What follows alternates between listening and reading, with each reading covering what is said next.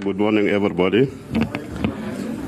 First, I want to apologize. I'm supposed to have a PowerPoint presentation, but for technical reasons, it will not work. And my presentation is supposed to be very visual. But let me first record my appreciation to African Center for Strategic Studies for giving me this opportunity and to discuss this issue of civil-military relations. I know most of you are aware about this topic, and we are not going to invent the wheel because you are aware about it. It is just a matter of putting it into context and to have some of the lessons we can learn to improve this important issue of civil-military relations. The way I would like to organize my presentation, instead of defining, I think Joyce defined the civil-military relations, just to highlight some of the key elements of these civil-military relations. And I would like also to use, I think Raymond used it, the concept of social contract as a lens with which we can look at these civil-military relationships. Because social contract is so important as a framework for us to look to some of these issues. Then I will discuss briefly a bad case of the failure or absence of abrogation of social contract in the case of South Sudan. There's no other country except my country. So I need to use it as a good case study to explain this issue of social contract in terms of the civil and military relations. Then to look at the trend of the status of civil-military relation globally, but even in Africa. Because that trend will help us to see, and I want to look at the issues of coup d'etat as a proxy of the quality of these civil-military relations. And, but is it very important why civil-military relations are very important? Because we will look at the impact of these coup d'etat on the growth and economic performance of a country. Then I want to conclude also with a good case study. I'm supposed to take some case studies, but I selected Namibia as a country with a certain history that actually resembling South Sudan, but managed to perform very well in terms of civil-military relations, and some conclusions. So let me start first with the key elements of the civil-military relations. Three elements, three core parts of the civil-military relation that we need to keep in our mind. One, a clear separation between civilian and military powers and responsibility, because that separation is quite fundamental. And the second one, the accountability of armed forces to civilian authority. The third, the practice of transparency in the conduct of defense and security matters, because sometimes I feel these are key three things that we should remember always. Then, in the middle of these core elements, there is this issue of centrality of the control of armed forces as a fundamental pillars of the democratic governance and democracy, because we look at civil-military relations as a cornerstone for this issue of democracy or democratization. And the last one, each country has its own context specificity, because these relationships are shaped by history, by social, economic, political factors that necessarily we may not have the same pattern of relationships. Now, let me just want you to imagine a triangle, because I don't have PowerPoint, a triangle of people, military, and state. This is what I call the social contract, because when you talk about these relationships are quite important to be seen in totality.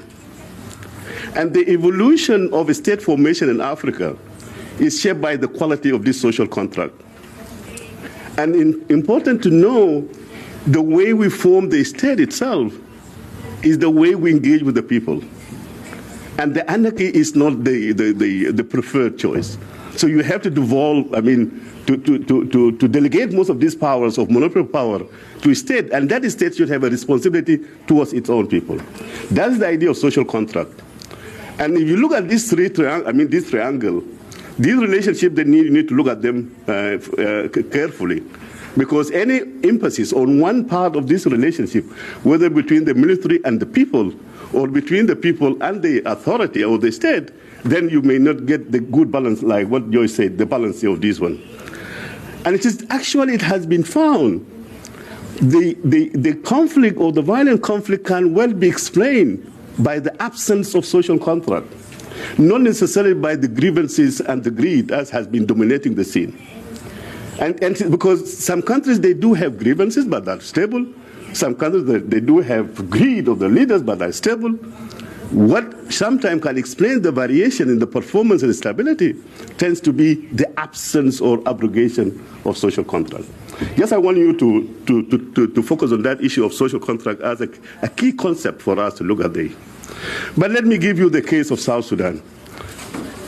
I have a very, I wish you were to see the scene of South Sudan going to the independence, jubilation, people were united, a very high intention of the international community to support South Sudan, with assumption as if independence itself was an end by itself.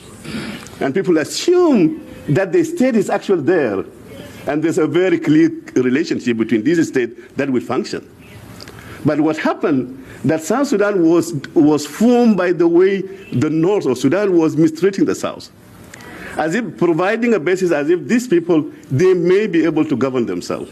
People did not deepen the type of relationship between the people and the government, the people and the military. So what happened after this scapegoat, the Sudan is not there, then people of South Sudan could not govern themselves, simply because there was a very clearly defined social contract. South Sudan is a bad case, but it's a good case for us to learn from, but it is not exceptional. It may happen to any country what we are seeing in South Sudan. The moment we don't strike that balance in the social contract or between the people, the state, and the military. But let me go to the trend of the globally. What are we seeing in terms of the social contract? And the best way to look at civil-military relationship is the coup d'etat. A coup d'etat is actually abrogating a social contract, a stability, monopoly of violence. What we are seeing, a clear case of the decline of the coup d'etat over time. A good trend of the unsuccessful coup d'etat are increasing, and the successful coup d'etat are decreasing over time, globally, which is a good news. But if you go to Africa, from 1950 up to 2010, Africa was having the highest number of coup d'etats, 169 coups, of which 51% actually very successful, 51% successful. It is the highest in the world. You compare it, for example, to Latin America, about 145 coup d'etats, and only 48% successful. But so this is a very important trend that you need to look at. But even you go to Africa, you will see the following trend even in the sub-region, because you may need to see which region are prone for this coup d'etat. So if we divide Africa to West Africa, Central Africa, East Africa, and Southern Africa. West Africa, in the 60s, after the post-independence, immediately we saw a very high level of coup d'etat. But in the 70s and 90s, it declined slightly. But then in the 1990s, it reached about 53% of all the total coups in Africa. What we saw, then if you take the Central Africa, we see a similar trend, but also increasing trend. It is only in East Africa we see a very positive trend. For example, they used to have about 27 of the coup d'etats in Africa, the total coup d'etats. But in the 90s until 2010, it declined to 17%. Where we are seeing a very positive trend is Southern African countries.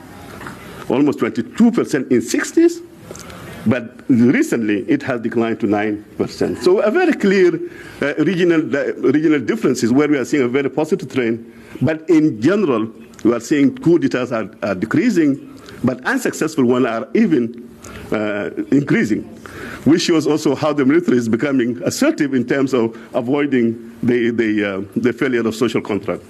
Now, why is it very important? Civil-military relations are very important. Most of the economists have found. Actually, I have a figure here showing immediately after any coup d'etat, a very drastic change in the growth of the economy of a country. But many economists have shown in relation to institutions, it's not about democracy, it's about institutions, but importantly, the rule of law have a very positive relationship with the growth of the country. So in actual fact, the security sector is so important when you talk about the economic development. Now, let me take the case of Namibia, a good case. It's a country that took its independence in 1990 for the liberation struggle, colonized. Namibia today is one of the healthiest economies in Africa. In terms of good governance, it's ranked number 6 by Moha Ibrahim Governance Index. Improving records of combating corruption, good records of efficient institution, what is called CPIA. The World Bank, they have how to measure the quality of institutions and policies. Is having one of the best CPIA.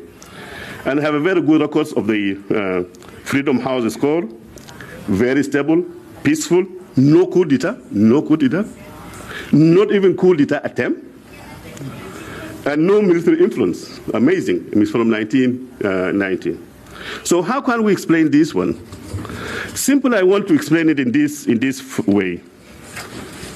Again, I want you to look at this triangle of the social contract. Sorry, I need to envisage this one with me in absence of the. What happened in Namibia is very interesting. First, the military, very professional, is strategically effective. Professional and is strategically effective. The government itself, the civil authority, very competent with strategic leadership. The people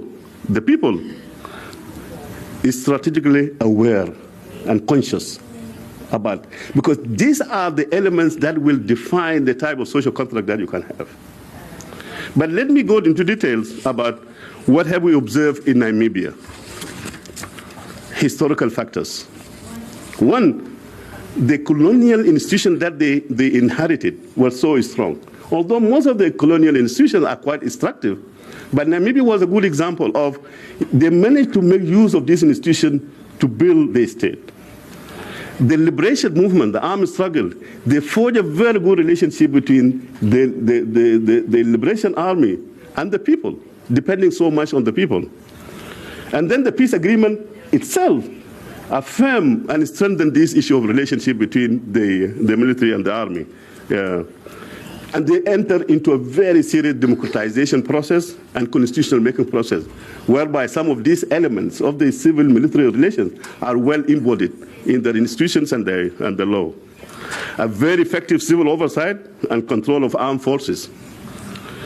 And the political leadership and legitimacy. SWAPO, the liberation movement, actually was having a very strong tradition, even during the liberation, of civilian control of the armed forces through political parties, the party itself. And then a very clear case of transparency in the defense budget. And then the restructuring of the society itself. So SWAPO depoliticized ethnicity and forged a national identity around very shared values of the country. And then they managed the issue of transitional justice, how to deal with atrocities committed in the past, and through reconciliation. But they came out with a very interesting national commitment that a total amnesty for all of them. And then the role of civil society, media, and press, effective in shaping this type of relationship. And the last, the UN, through the DDR, also they played a very important role in helping in forging this relationship. Let me conclude with the following. What are the lessons we can learn from these two case studies of South Sudan and Namibia?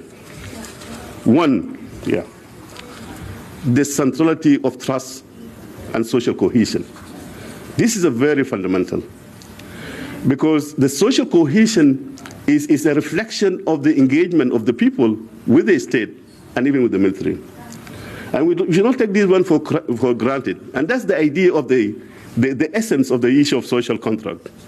Second, the primacy of political legitimacy.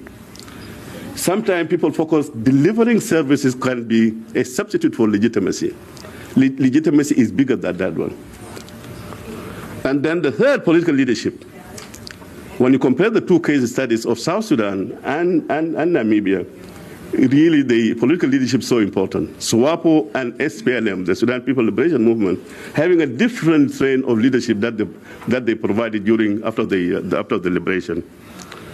The other one, communication. Most of the conflict in most cases because of lack of communication. If you look at this social contract and the actors of this social contract, I mean, in civil-military relation, communication. Sometimes there's some perceived misunderstanding based on lack of information. And then the last one is the democratization and legal framework, which are very important in such a relationship. Let me stop here and thank you very much.